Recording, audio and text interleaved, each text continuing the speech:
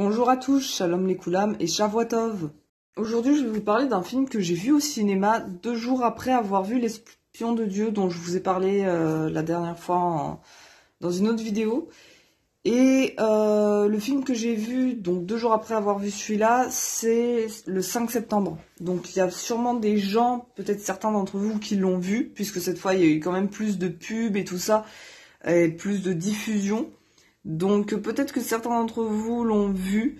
Pour ceux qui l'ont pas vu, je vais vous raconter un petit peu, je vais vous parler du film et de l'histoire, vous raconter ce que le film raconte. Donc encore une fois, là c'est une histoire vraie, mais qui se passe cette fois après la Shoah. Ça se passe en 72. Et c'est le 5 septembre 72. Les Jeux Olympiques ont lieu en Allemagne, et l'Allemagne essaye un peu de se racheter de l'image nazie qu'ils ont, et donc dans le lot des athlètes vient des athlètes israéliens, et eux ils espèrent vraiment que ces JO permettront de racheter l'image de l'Allemagne et de faire de maintenant montrer une Allemagne pacifique et qui n'est pas antisémite. Sauf que pas de chance.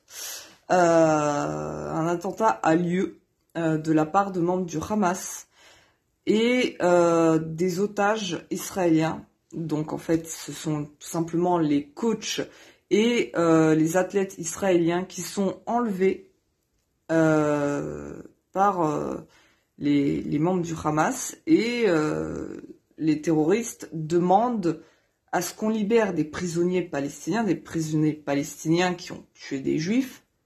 Si ils ne libèrent pas ces prisonniers, ils vont tuer les otages. Ils disent, vous nous libérez ou on tue les otages. Alors il faut savoir que cette histoire s'est réellement passée. C'est une histoire vraie, qu'ils ont mis sous forme de film, mais c'est une histoire vraie.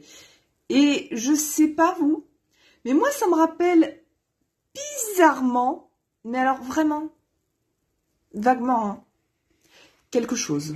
Donc encore une fois, on revit encore la même chose. C'est encore et toujours la même histoire qui se répète. Regardez ce qui se passe actuellement en Israël avec la libération des otages, avec le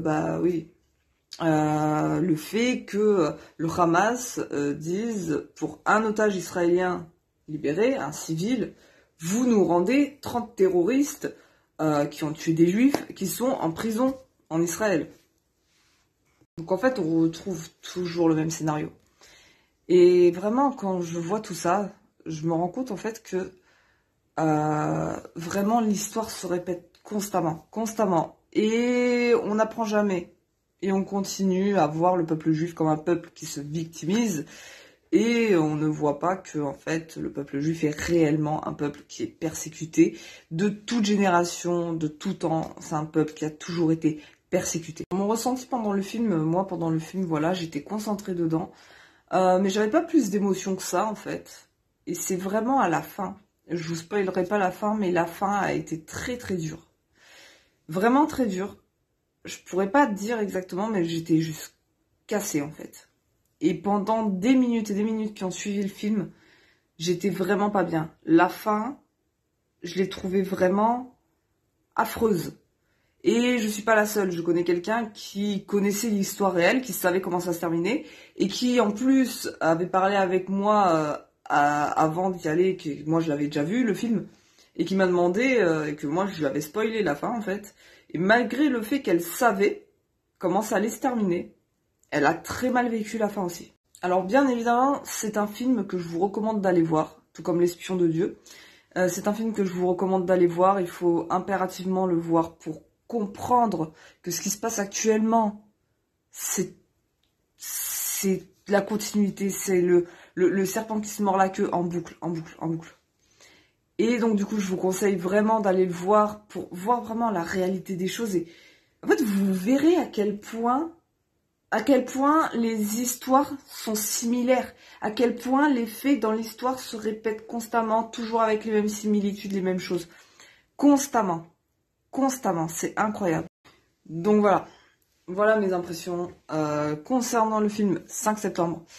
que je vous recommande d'aller voir. Je sais pas s'il passe encore au cinéma, mais si c'est encore le cas et que vous pouvez, si vous avez une séance, que vous êtes disponible à ce moment-là, dans les salles près de chez vous, n'hésitez pas à aller le voir. Moi, sur ce, je vous dis soyez baignés et Lake Trout.